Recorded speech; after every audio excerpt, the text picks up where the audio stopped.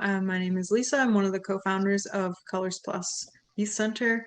Also one of my counterpart here, Kristen, one of the managers and owners of Colors Plus Counseling, which shares space with Colors Plus Youth Center. We founded Colors Plus in 2018. We both are licensed mental health professionals. Graduated from Kent State University with our master's in community mental health counseling. Yep. Feel like she hit all of them. My name is Kristen. Both of our pronouns are she and they, so we use either of them, which we'll talk a little bit about what that means in here. But also a co-founder and co-director of both Colors Plus, which is our youth center and nonprofit, as well as our Colors Plus Counseling, which is our private practice that we see all ages, parents, adults, youth, families, couples. But we'll go over that a little bit. But I know you all needed to change your names to match your registration. Could you also, if you haven't already, put your pronouns in there too, so that if anyone has questions, we can make sure that we use the correct pronouns for you too. And if you don't know what that is, we will be talking about it too. So don't feel like pressured for that. Let's get into it a little bit. So a lot of times we get questions about sex and gender, and we're also going to talk in the next slide too, about expression and the differences between these things. So sex and gender are not the same thing. Sex is literally what someone is assigned at birth because of what their genitalia is on the outside. So a doctor will look at a baby, say, I am assigning this child male, female, or intersex based on what I can see. They don't usually go beyond that unless there is a concern or something doesn't appear as average. So then they won't go into that. But the sex characteristics are personal. It's not something that we need to know in order to be respectful of someone. So when someone does tell you what their gender is, we want to make sure that we're being respectful of that. Gender and sex do not equal one another. So again, sex is based on what a doctor says usually, and that's usually based on genitalia. And gender is someone's intrinsic belief and understanding of themselves and their identity. I think today is Intersex Awareness Day. There you go. The person who's intersex either has characteristics of both male and female, or sex characteristics that are not traditionally representative of either male or female. And oftentimes doctors will perform surgeries to create genitalia that represents the traditional male or female.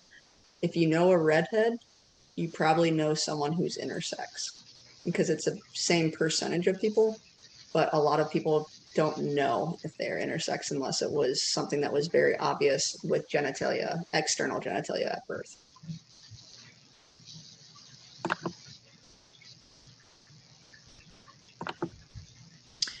So unlike the doctor's assumption and guess at birth, when you're talking about gender, you can't tell someone's gender by looking at them. Like Kristen said, it's your own internal understanding and experience.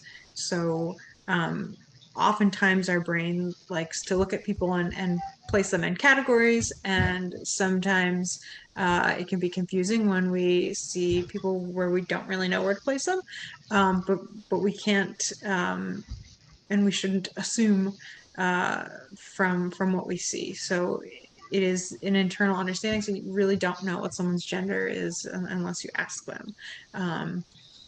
You can make a guess by looking at the presentation and their expression.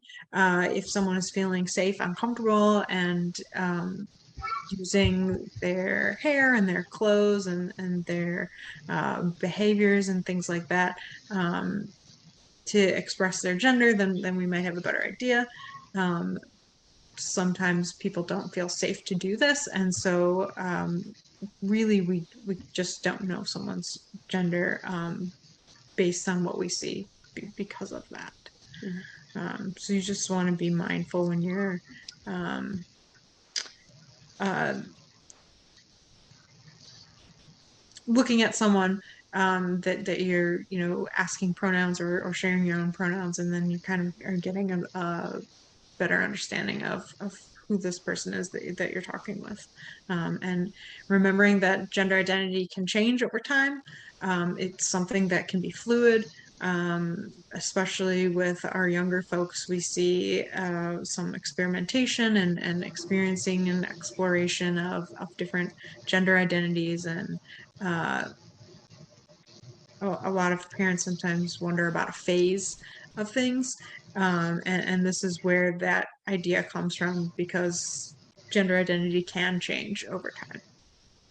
And for some people, it doesn't, and that's okay. But either way, meeting people where they're at, and if that's what they're telling you, believing them. And I know that that's still hard. It's not like, oh, okay, yeah, I believe you, and I'm good, and I understand fully where you're coming from. It's a process. So just trying to validate their experiences and support them in any way you can. Went past the pretty slide. So we do safe zone trainings in a way, well, we do a twist on safe zone trainings. And so one of the things in a lot of safe zone trainings are either the genderbread person or the gender unicorn. And we like to ask our youth for feedback, like for training, so that they can get their voice heard. And they told us they are not mythological creatures, and please do not use those. So we found this instead. We did not create this. I wish we could say that this is something that we created, but this is not an inclusive by any means, but it is basically saying that gender is as expansive as the galaxy. And assigned sex, while there's only 3 assigned sexes that people have at birth, when you go over to gender identity, those are not all of the, by the way, this is not all of the planets that could be around gender identity sun, but it's a good amount so far. And then you have playing into that mixture gender expression galaxy, like the Milky Way almost running through there, and how that can be infinite possibilities. And truly, I feel like there's as many identities as there are people on Earth, because everybody expresses themselves a little differently. And just because someone is expressing themselves femininely does not mean anything to do with their sexuality or their gender, and vice versa with masculinity. But then you'll also see up in the right-hand corner that there's a 2-spirit galaxy as well as a sexuality galaxy. All of these parts are just parts of someone's identity. It is not their only part of their identity. It is not the main part of their identity. It's something that goes into who they are. 2-spirit galaxy is very inclusive of a Native American indigenous culture. So that's not something that people outside of that culture can claim, but it is similar to trans in some ways, but it's also feeling like there's a male and female spirit in one person, and it's actually really celebrated in those communities. So it's kind of cool to see it from a different perspective. But this is a neat thing to look at too. Another pretty picture. Yes. So if we think about language, as adults, we know that we've learned a lot of words, and sometimes our children and young people start saying new words that we don't know. That's on purpose. They don't want us to know all their words. But that's to say that language is always changing. It's culturally and generationally specific. So it's okay as adults if we don't know some of these words, we learn them. And there are a lot of them. And like I said, it's always changing. So if there was a study, a survey that done by the Trevor Project, where they surveyed thousands of LGBTQ youth, ages 14 to 24. I think that's their age range. But anyways, they didn't do a multiple choice. They left a fill in the blank answer for them to say what their identity was, and there was thousands of answers of different answers, different language that they all used, unique answers. So like I said, that there's a lot, but labels are important because it allows people to connect to each other, and to feel less alone. It also allows researchers to help us understand certain groups of people, which it's for a long time, this group of people, this LGBTQ plus community, we were never researched or thought about. We were often just excluded, and so finally there's starting to be a little bit more information available about these groups, and so we are presenting what we have, but as the years go by, there will be and should be more. Yeah, and I think the most generic term that there is right now is like, for example, GSAs used to be Gay Straight Alliance, and now it's Gender and Sexuality Alliance, so that it can kind of hit both of those things. But when we're talking about the LGBTQ plus community, that is the most PC term right now of saying it. LGBTQ plus. You can add a bunch of letters too if you want to, whatever you feel comfortable, but the plus sign makes it so that it is open to endless possibilities. The letters could keep going and Yes. going. Often, you will see it with a few more letters in there sometimes. Yeah. We've truncated ours with the plus because Mhm. once you keep adding letters, you might as well not stop. Yeah, and there's like triples and quadruples of most of the letters, so yeah. And I'm telling you what, some of the labels too, like, not to get too much into it, but the generation now of youth are changing the definitions of some of these words. So, for example, we have some non-binary youth who identify as lesbian. That's not, it's breaking in your mind, like, that's not the definition, but it is their identity, and they get to choose what that is, or not necessarily choose, they get to decide what that label is for their identity. So meeting them where they're at. And if in the opposite direction, some of the older folks are hesitant to use the letter Q or the word queer, because when they learned it, it had a really negative connotation. And so we sometimes get older folks asking us, whispering, whispering, yes, the Q word. But that's just another example of how language changes over time. Yep. And the keyword queer can actually also describe someone's sexuality or their gender. So it's an umbrella term that can be used for either. So if someone tells you they're queer, you can ask, oh, is that your sexuality or gender? Can you tell me more of that if you want to hear that? That was kind of a therapist twist on it, but you can ask, what's that mean for you? Oh, you did the last one, sorry. So pronouns. This is probably the one that we get asked about the most when it comes to gender. Like, what pronouns am I supposed to use? Pronouns are hard.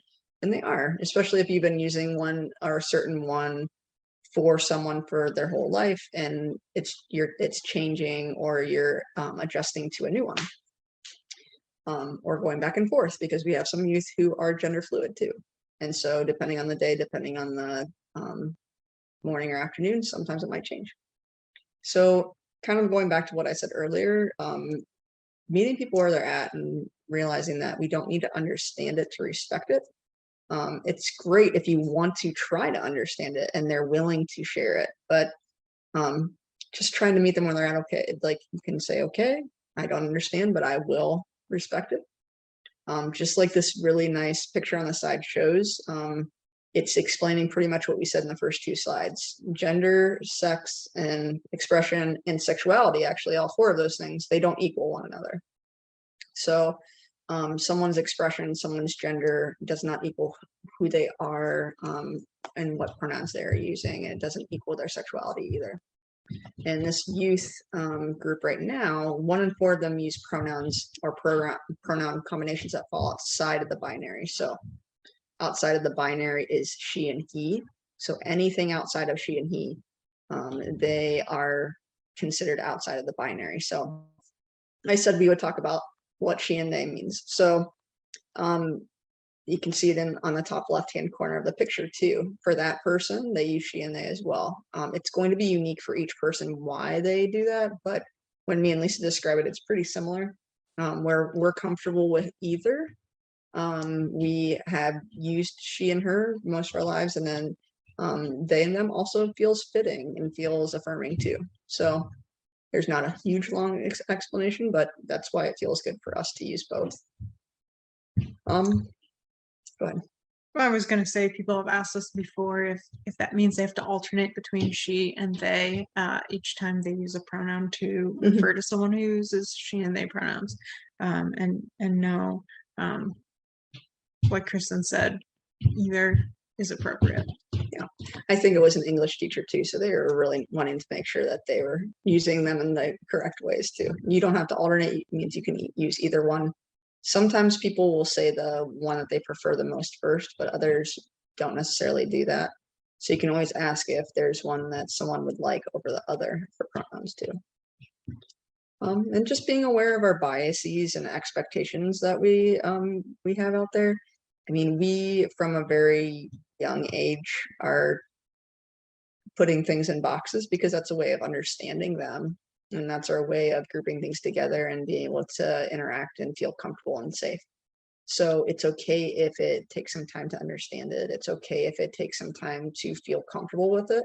But again, going back to that respect part, trying to meet people where they're at. And if it's your youth, if it's your clients, your students, trying to learn more from them when they're open to it, but also during your own research, like you are doing right now, you're finding that support and learning more. And I'm telling you, this is not going to be, I wish I could tell you this is the only time that you would have to learn about it, but because it's ever changing, these are going to be things that we do trainings for people and organizations that we are updating this like probably every other month, just to make sure that the correct statistics and things are still accurate.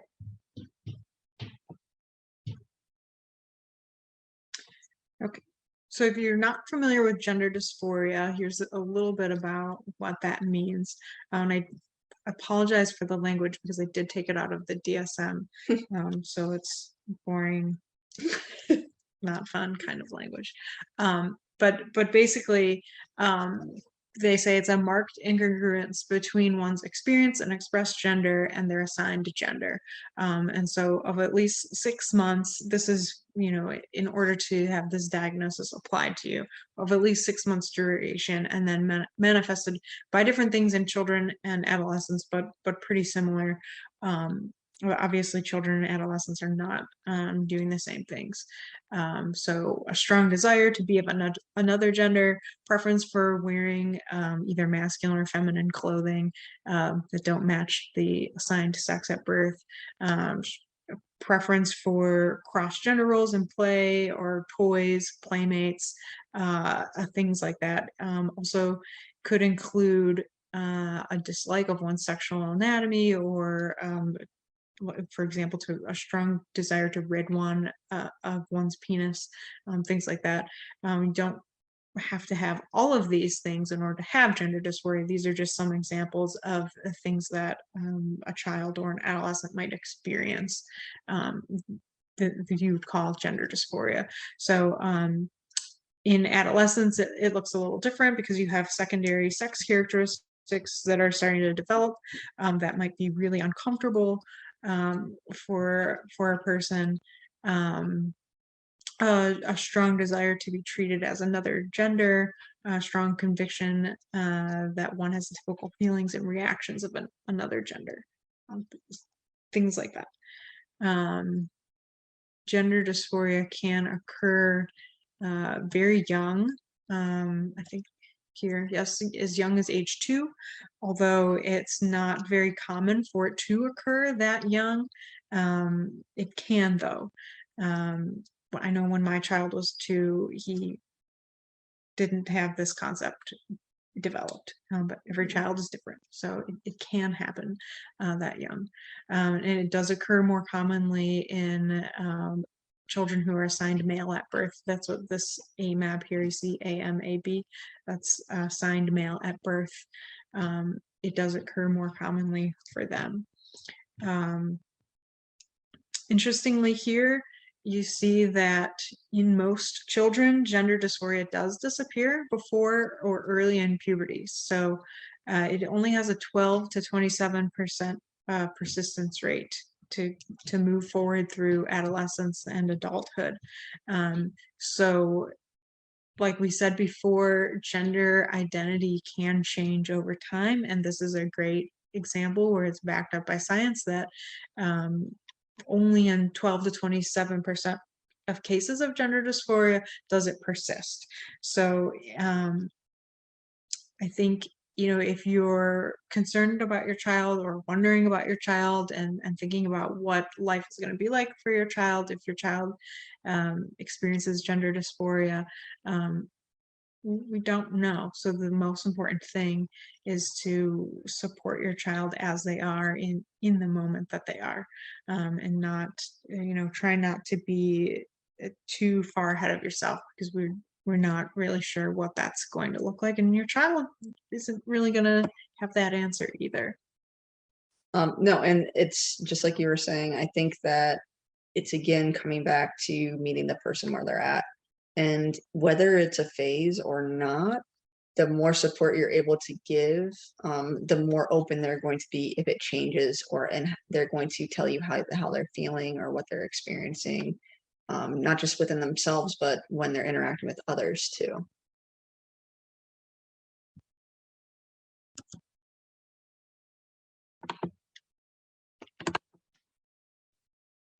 And just as like a side note too, if your youth had recently come out and you were not 100% on board right away, this is not to shame you. This is not to tell you you're doing it wrong.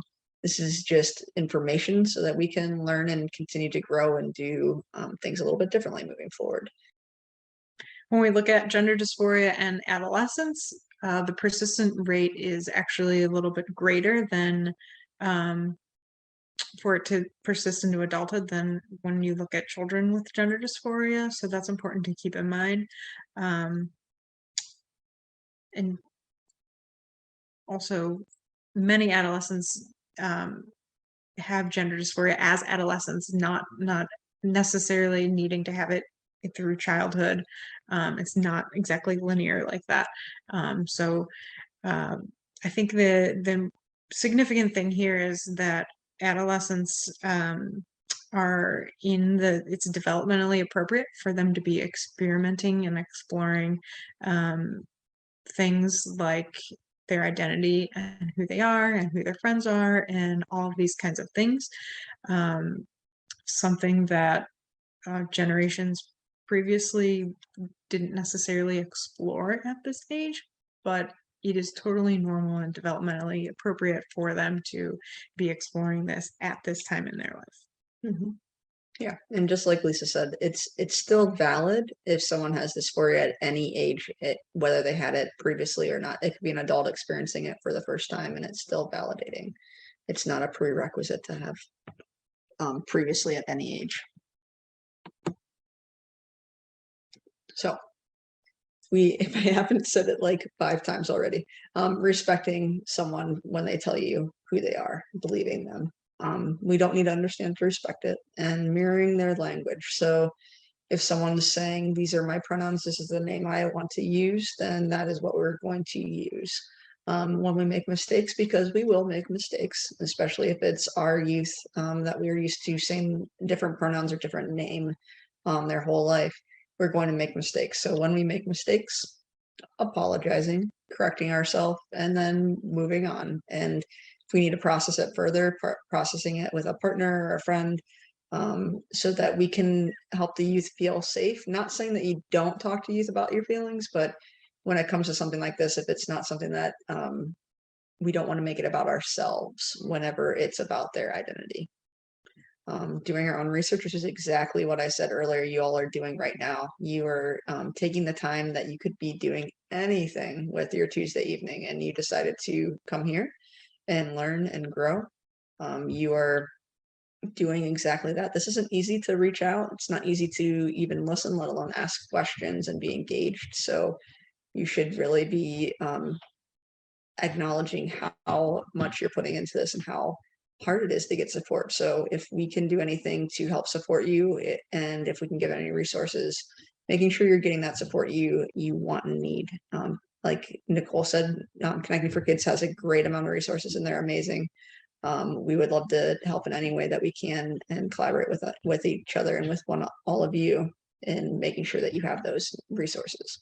I think I saw a question that was pre-submitted about this, just a phase. So hopefully this answers it, but if not, we'll get to that too. So if you're wondering if it's just a phase, like I said earlier, exploration and experimentation is part of everyone's journey. So when youth are doing it as adolescents, that's exactly when they're supposed to be doing that. They're navigating the world. They're finding out who they are and what they like. This isn't usually a casual claim to say that you're LGBTQ plus, because it comes with stigma and challenges and bullying and sometimes being outcasted or isolated. So it's not usually, although there are events like Pride, it doesn't sometimes come with that feeling, especially when someone's first coming out. So it's hard to come out, and so when somebody does, it's not the best thing to challenge a person. But again, we don't know if it's going to persist, if it's forever, if it's for now, if it's fluid, if it is yesterday and tomorrow, but not today. So I guess the answer is that we don't know. We don't know if it's just a phase or not. We don't know if it's something that's going to stick around or not. But we do know that when it comes to our children, our love is going to stick around for them, and our support for them will stick around for them, and that's the most important thing. Yeah, and the safer that they feel in coming to you and talking about things, the more they're going to talk about the happy, the challenging, all the in between. Yes. Showing them empathy, understanding that that this might come with some discrimination or bullying, it's important to show that you are supportive of your child despite your worry for them, or that they might be bullied. If your family is religious or spiritual, attempting to use that positively as opposed to negatively. There are many different faiths and denominations, and many faiths welcome all families, just depending on where you're at. I think there's always a way to use faith positively. Conversion therapy was just banned recently in the city of Cleveland. It's not banned in the state of Ohio, but is banned in many parts of the country for good reason. And I know that some religions are tied closely with conversion therapy, so that's why that comes to mind. And lastly, you want to include your child in all sorts of things. I know, like, holidays are coming up and things like that, and you don't want to exclude your child if there's a difficult family member. You don't want your child to feel like they are outcasted or ostracized. Family is really important, and you, by showing your support and showing love, you're going to be raising a happier, healthier child. So the importance of affirmation. Some of these statistics are really great and some of them are hard to see. So we are talking about all the things that we've already talked about decrease some of these risks. So 65% decrease in suicidal attempts when a youth can use their chosen name at home, school, work, and with friends. So this isn't just like a random study either. This is a journal of adolescent health. So just by using the name alone, 65% decrease in suicidal attempts.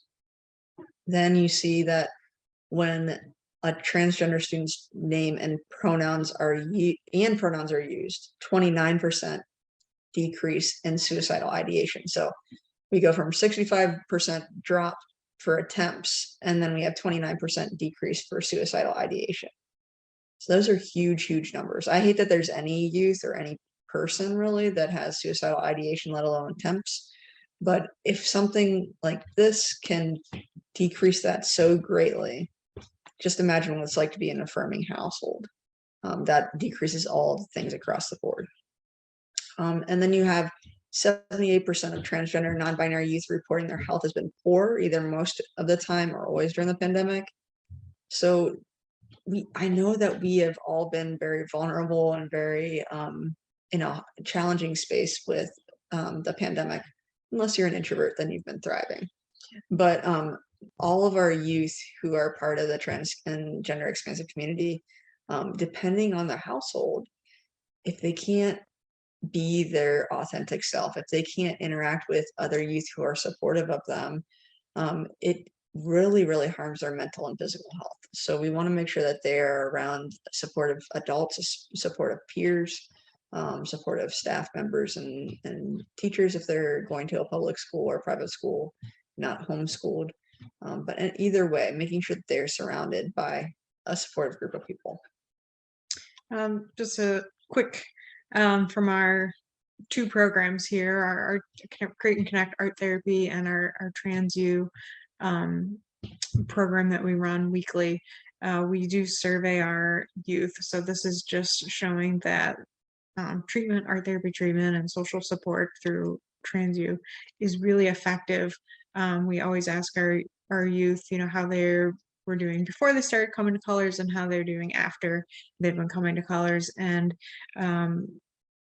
it's feels really special when all of them agree that it has helped them feel much better. So for the art therapy, they all said that they used art to improve their mood or promote their well-being, and 4 out of every 5 youth felt a reduction in nervousness, anxiety, or depression after completing the art therapy program, which is huge. And again, then for Trans U, 100% of youth saw an increase in feeling accepted for who they are, with more than 50% of them reporting that they felt better about their future. So it doesn't have to be something extensive to help them to feel accepted, to help them feel validated and authentic.